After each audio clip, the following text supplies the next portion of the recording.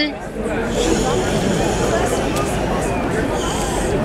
Encore une fois, merci de votre présence.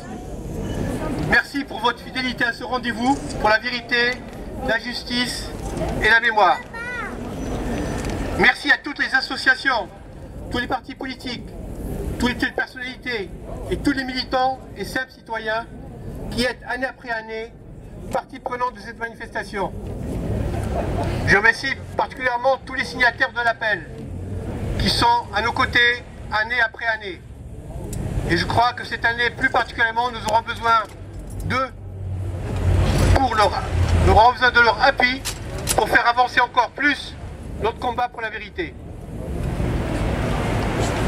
Au-delà du nécessaire hommage à la mémoire de Mehdi Bounbarka, ce rassemblement nous réunit pour marquer notre volonté commune à poursuivre le combat pour la vérité et la justice, pour exiger avec force que toute la lumière soit faite sur l'enlèvement et l'assassinat de Mehdi Bounbarka, ses assassins identifiés, sa sépulture localisée et toutes les responsabilités, qu'elles soient étatiques ou individuelles, établies.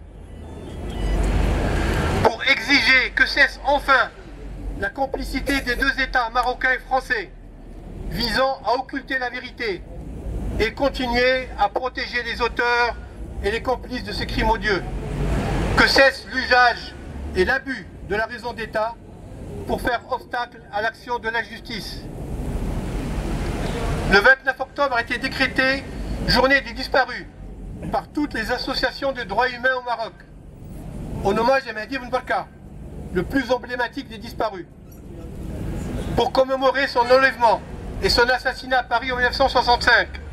Cette date a été retenue pour dénoncer le phénomène de la disparition forcée, soutenir le combat des familles des victimes pour connaître la vérité sur le sort de leurs proches, exiger la fin de l'impunité des responsables des violations des droits de l'homme. Des manifestations similaires à notre rassemblement, ici devant la brasserie Lippe, sont organisées aujourd'hui et les jours prochains dans plusieurs villes marocaines. Et vous avez ici à côté de moi un exemple de ces disparus, où les familles attendent encore depuis des décennies de connaître leur sort. 13 années après l'avènement de Mohamed VI, près de 7 années après la publication du rapport sur l'action de l'instance équité et réconciliation et ses recommandations au Conseil consultatif des droits de l'homme, plus d'1 an après la mise en place du Conseil national des droits de l'homme, le constat de la situation des droits humains au Maroc est consternant et accablant. Contrairement à tous les engagements pris, des dizaines de dossiers relatifs à des cas de disparition forcée sont encore en suspens, bafouant le droit à la vérité et la justice d'autant de familles. Des violations régulières des droits humains se poursuivent, dénoncées par de nombreuses commissions d'enquête internationales. Des prisonniers d'opinion continuent de purger de lourdes peines. Des centres de détention en dehors de tout cadre juridique, avec des pratiques rappelant tristement celles des années de plomb, sont encore signalés. Les procès iniques et injustes se multiplient et de lourdes condamnations s'abattent sur les citoyens, militants associatifs et syndicaux dont le seul crime est de manifester pacifiquement dans le cadre de l'action citoyenne pour la justice, la dignité et le droit que connaît le Maroc depuis le 20 février 2011. Le nouveau gouvernement marocain ne semble pas vouloir atténuer cette politique, même s'il annonce vouloir instaurer l'état de droit et lutter contre la corruption. Une première action symbolique de sa part a permis de découvrir que les agents sécuritaires, membres du CAP 1 puis de la DST, les organismes qui ont mené toutes les opérations de répression politique, les enlèvements, les tortures durant les années de plomb, ayant participé particulièrement à l'enlèvement de Mehdi Bounbarka, ces agents ont profité de prébendes grimettes offertes par l'État marocain, une sorte de rétribution pour services rendus, pour les sales services rendus. Certains de ces personnes sont appelés en vain à témoigner dans le cadre de l'instruction menée par la justice française. En effet, les autorités judiciaires marocaines n'ont plus donné suite aux commissions rogatoires du juge Ramael depuis déjà plusieurs années. Au contraire, Prolongeant l'immobilisme de ses prédécesseurs, le ministre actuel marocain de la Justice a déclaré que les dossiers de la disparition forcée, en particulier celui relatif à Mehdi Ben Barka, ne faisaient pas partie des priorités du gouvernement.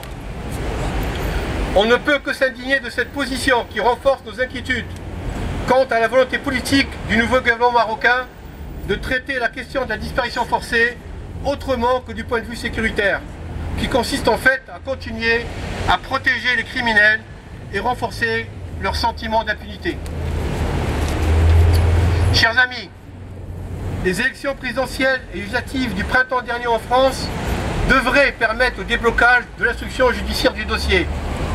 Je parle en conditionnel, dans la mesure où seuls compteront les avancées que pourraient résulter d'une réelle volonté politique à faire avancer la recherche de la vérité.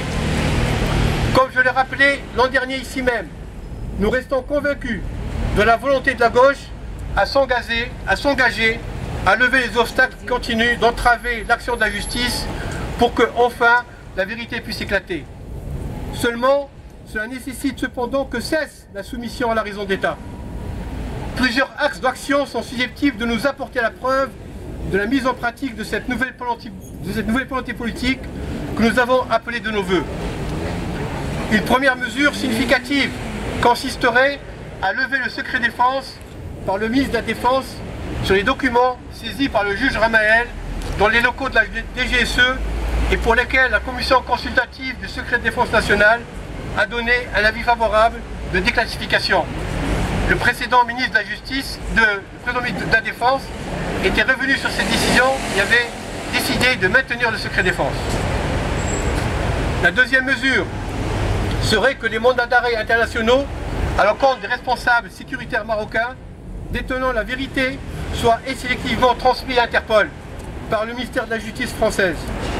Cela aurait évité la mascarade de cet été à l'occasion des Jeux Olympiques de Londres, quand le président du comité olympique marocain, mais également chef de la gendarmerie royale, s'est permis d'y assister un premier temps avant de se réfugier à l'ambassade du Maroc, craignant une initiative intempestive de Scotland Yard.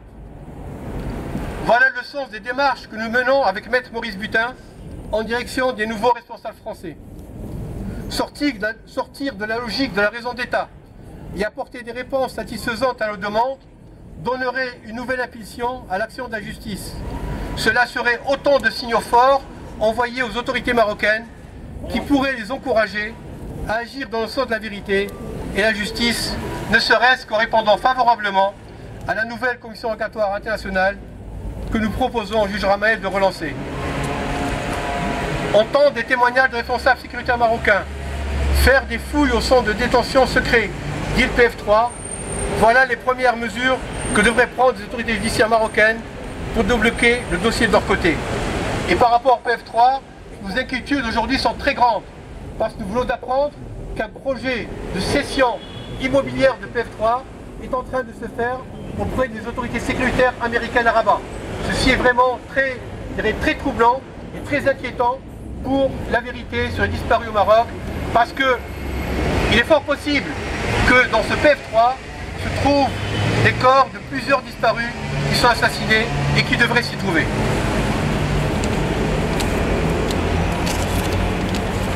Parallèlement à ces démarches officielles du gouvernement marocain, le Conseil national des droits de l'homme, qui est le prolongement du Conseil consultatif des droits de l'homme avec des prérogatives supplémentaires, devrait traduire en actes concrets les engagements de l'instance équité et réconciliation dans le dossier de la disparition forcée.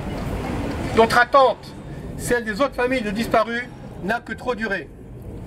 1 an et demi après la mise en place du CNDH, malgré plusieurs rendez-vous reportés, nous attendons que puisse enfin se concrétiser une rencontre. Chers amis, les déclarations du président François Hollande à propos de la répression sanglante de la manifestation du 17 octobre 1961 sont un premier pas allant dans le sens de l'histoire, aussi bien pour faire avancer le travail de mémoire que pour rendre justice aux victimes. Nous attendons d'autres pas qui permettraient le dépassement de la raison d'État dans le dossier de la disparition de Mehdi Ben Barka et qui feraient progresser l'action de la justice. Ce serait une contribution importante à la vérité, à la mémoire et à la justice. Notre combat n'aurait alors pas été vain. C'est le combat que nous menons depuis 47 ans, avec ma famille, avec notre avocat Maître Butin, et avec vous, associations, syndicats, partis politiques, et aussi citoyens, dont le soutien pour nous est aussi précieux qu'il est dérangeant pour ceux qui voudraient bien enterrer définitivement ce dossier. Avant de conclure ce rassemblement, je voudrais saluer la mémoire de Jean Tabé, qui nous a quittés l'an dernier, le 1er novembre 2011. Né au Maroc, militant anticolonialiste, militant antifasciste et militant antiraciste, il a été un proche compagnon de lutte de Mehdi Ben Barka et de Henri Curiel. La longue maladie contre laquelle il s'est battu n'avait en rien ébranlé sa volonté, ni sa détermination à poursuivre avec constance et lucidité et sans concession ses contributions de tous les jours pour le progrès et la liberté des hommes. Il avait notamment lancé avec sa compagne Simone Roche, comme coordinatrice, le salon du livre antifasciste à Gardanne et Martigues. Je te salue Jean, tu vas nous manquer.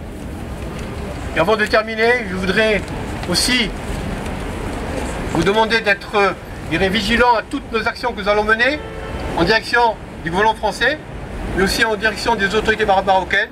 Votre appui nous est nécessaire plus que jamais. Et j'espère qu'on se reverra à d'autres rendez-vous pour la mémoire, pour la vérité et pour la justice. Merci de votre présence.